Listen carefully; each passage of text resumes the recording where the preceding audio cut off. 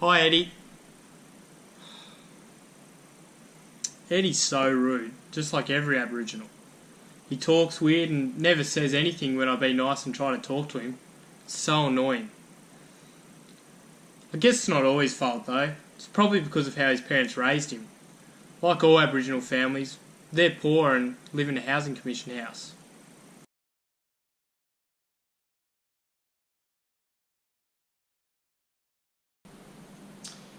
Anthony, I heard you speaking about Eddie today.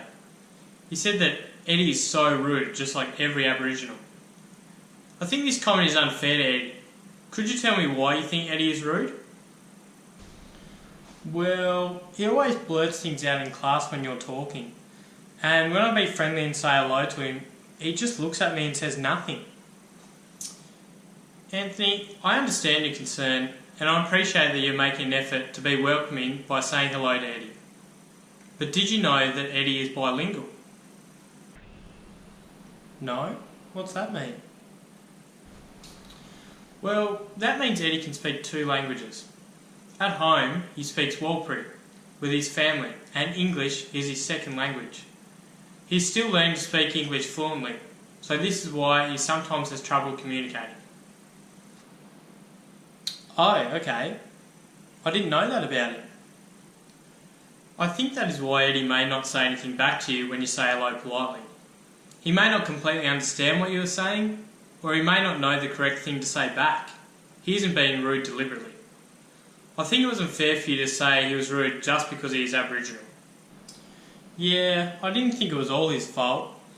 I thought maybe he was rude because of his upbringing and his parents.